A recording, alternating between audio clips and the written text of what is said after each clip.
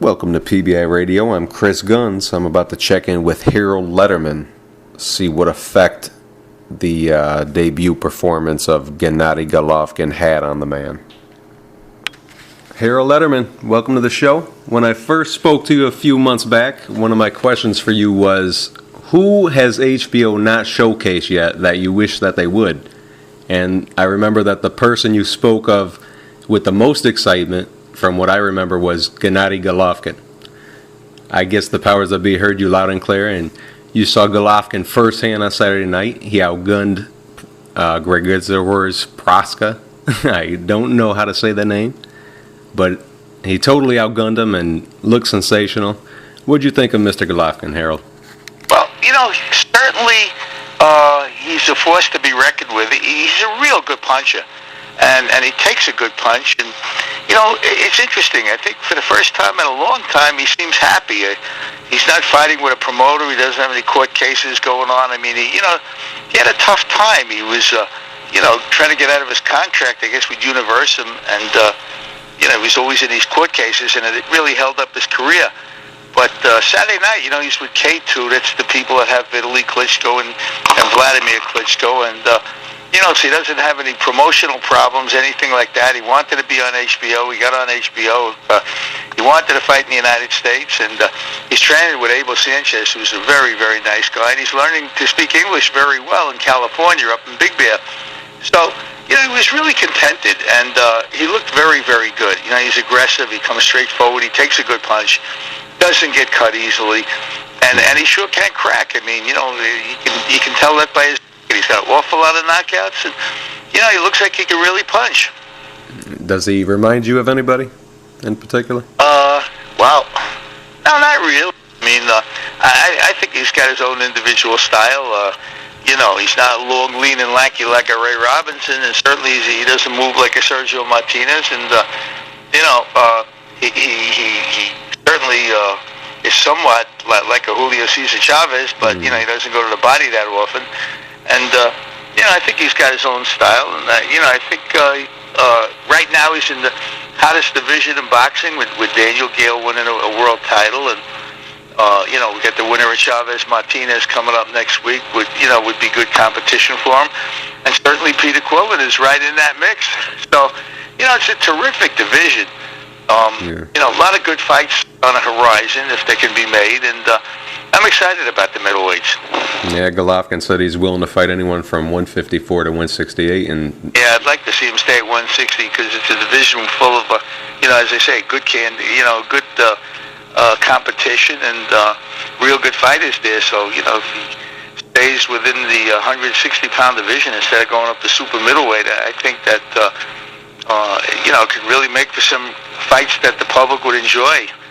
Yeah, I'll ask you this: if both guys, I know you don't like to give your opinion on a fight you're going to score, but what do you think if both guys come and do as they're supposed to do? How good of a fight do you think Andre Ward and Chad Dawson can be on Saturday night? Well, to say the least, it's intriguing. Let's start with the A-team. Let's take a look at Andre Ward. I mean, here's a guy that not only did he win the Super 6. I mean, he never loses a fight, and to be honest, he hardly ever loses a round. I mean, you certainly can't say he's far from perfection so far in his career. I mean, he beat a lot of tough guys. Carl Frosch is no pushover. He's shown that time and time again. And Andre Ward just walked right through him. And, I mean, Andre Ward is just, it's freaky. He's so good. He just keeps on winning and winning and winning. And, he's a terrific guy. He's very personable, and he picks his spots, who he wants to fight, where he wants to fight, and it's amazing. The guy's done super well in his career, and arguably the third best fighter in the world today. On the other hand, Bad Chad Dawson has beaten a lot of great fighters in his career. I mean, he's got wins over people like Glenn Johnson and Thomas Adamek, Bernard Hopkins, Jean Pascal. I mean, he's a guy that knows how to fight. And he's a southpaw. And, where did we ever see a guy saying, well, I don't sell tickets in my hometown, so we'll go to your hometown, and I'll come down to meet you at 168. Yeah. I mean, he's dropping 7 pounds to take on Andre Ward. So Chad must know something. He's not going out there to lose. That's for darn sure. He's going out there to win, and that means that him and John Scully must be training awfully hard wherever they're training. I guess it's Las Vegas. And, I think he's going to come ready to fight and put up a real good fight, Yeah. I hope Andre Ward's not taking him lightly, but then again, Andre Ward never took anybody lightly, so it's a very intriguing fight, to say the least. Yeah, I'm excited about it. And I'm also excited about the Sergio Martinez-Julio Cesar Chavez fight now. What do you think about that one? Well, it's funny you ask. Before the Andy Lee fight with Chavez, I couldn't find any of my friends that thought that Julio Cesar Chavez belonged in the same ring with Sergio Martinez. And now they've done like a 360, and they're all saying, Julio's too big, Julio will make 160 at the weigh-in and then weigh 180 the next day, it's amazing. The guy, he just keeps getting better in each fight, and, he uses that big size of his to lean on you and push you into the ropes and pound you in the body, and he does it very, very well. Martinez, on the other hand, awkward guy. You could watch tapes of him a million times and never figure him out. He's got that vicious left hand over the top, and he can really crack with it. Not the easiest guy to hit. He uses that ring real well. We saw his power when he knocked out Paul Williams, the second round, and in the rematch. He's got freaky power. He really does. His whole body comes behind the shot. And the question is, can Chavez stand up to that? So, there again, very interesting fight. I think it's the kind of fight that I like, for the simple reason that you really can't pick a winner. You don't know who's going to win.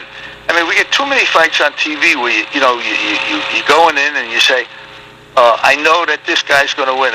We all knew that Nonito Donaire was going to beat Omar Narvaez, for example. It was ridiculous. You know who was going to win before the fight started. Well, in Martinez-Chavez, you just don't know. Either guy's got a real good chance to win that fight. So, Julio Jr. certainly has his father's genes, and he's certainly starting to show him a little bit. Every time he fights, he gets a little bit more like his dad. And, that same viciousness, that same aggressiveness, that same ability to bang to the body. I'm looking for an exciting night of boxing once again. Maybe 2 weeks in a row we'll get 2 real good, exciting nights of boxing. Yeah, and on the same night, you can't be scoring 2 fights on different channels at one time. Showtime has a big fight, too, on September 15th. They got Canelo Alvarez and Josesito Lopez. What do you see happening in that fight? Now, you're not scoring it, so you could give your... I believe, that Canelo's a terrific prospect. I don't understand Golden Boy know-how. I just don't understand why they wanted to run the same night as Chavez Martinez. They had every chance to move the fight because of the pullout, of Victor Ortiz. He got beat, and, they could have moved the date. I just think that it's a shame that they both got to go the same night. I like Canelo. Canelo, to me, for 21 years old, he's got some skills. He's got the skills of a really experienced veteran guy. He does what the real veterans do. And he's a very young guy with a lot of fights under his belt. I think he's a terrific prospect. And I think certainly he is the best at 154. Can't take it away from him. The guy can move, he can box, he can punch. He's personable. The fans love him, especially in Guadalajara. Just an amazing fighter. On the other hand, he's fighting a guy that's coming up from 140 pounds. Now, I like Josesito Lopez because he's a gutty guy. I like Ken Thompson and the program that he runs in Ontario, California, where he developed Lopez. And, he's gone an awful long way in his career so far. But I think he's taken on a guy who's a little bit too skillful, who's a little bit too big, and hits a little bit too hard. I know Josesito is in basically a no-lose position because nobody figures he's going to win the fight, and he's certainly getting paid well. So, I know darn well he's going to be in there trying. I know darn well he's going to do the best he can with Canelo. But I expect Canelo to win the fight because, as I say, it really is a junior middleweight fight and a junior welterweight, so it should be, a big size advantage for Canelo. If Josesito's moving up any more, I think it'll slow him up, to tell you the truth. I think 140 is his ideal weight, and certainly if he comes in at 140, he's not big enough to fight Canelo. Yeah, and quickly, I don't want to let you go without saying a little something about Vitali Klitschko. He's fighting Martinez-Jr on Saturday. What do you think of Martinez-Jr's chances for an upside? I think the same thing everybody else thinks. I've never seen the guy. He's undefeated. Anybody that's undefeated, you got to figure he's got some chance to win this fight. I guess the guys at K2 knew that he could fight a little. I just hope that he's able to stand up to Vitali for a few rounds. Any ratings that you look at, he's not rated too highly, that's for sure. And the odds in Vegas are ridiculous. I mean, I think it's something like 50-1 for Vitali. So, Vitali's a huge favorite, and once again, Martinez-Jr's in a no-lose position. So all he's got to do is come in and start, shooting for the fences. I mean, look to throw a knockout punch, and, you never know. I mean, maybe Vitali got a little bit old. He's the older of the two brothers, and if Martinez-Jr can catch him, it'd be one of the great upsets in the history of boxing. How good is Vitali in the pantheon of heavyweights, would you say? How can you take it away from a guy that just does nothing but win? He takes on everybody, and he keeps winning. I mean, both brothers, they're very, very big guys, and they're terrific athletes. They're always in shape, and they hit hard, and they just keep on winning, and they win impressively. They don't win close fights. They just win, huge. And in the past 3-4 years, they just, there's nobody can even touch them. So, I like the both of them. I mean, I like Vladimir, and certainly I like Vitali. I think Vitali's the better puncher of the two. But, he's the older guy. Vladimir is still pretty young, and I think Vladimir's got a lot of fights in front of him. And you were excited for good reason over Golovkin. Who do you wish that HBO would debut next, if it was odd question to answer. I'm not really sure, to tell you the truth. There's a lot of guys out there that I like, guys on the way up, young guys. Certainly we showed one of them the other night in Jonathan Gonzales, but he was sort of out of shape, to be honest with you. If he was in any kind of shape, he would have beaten Zinzaruk, because I think Zinzaruk showed that he's over the hill. He couldn't throw more than one punch at a time. 12 rounds, he only threw one punch. He kept throwing that right jab, but he would only throw one. He'd never double it.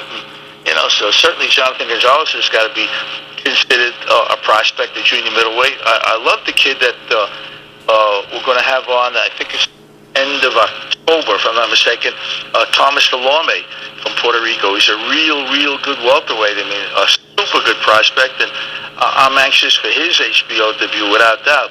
I'd like to see Ishmael Salak come back. I mean, he did get knocked out in his last fight, surprisingly. But I think he's a talented guy, and I think he could be a real force in the light heavyweight division.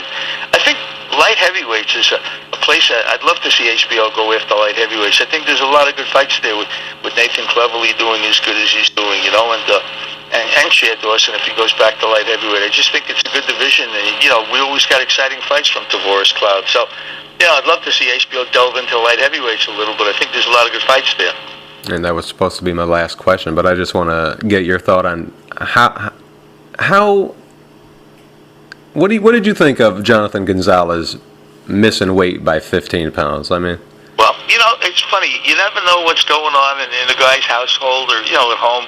Who knows what kind of problems he had? You figure a guy with 15 fights that put him on HBO, you figure he'd get in the best possible shape, and here he comes in 9 pounds over the weight.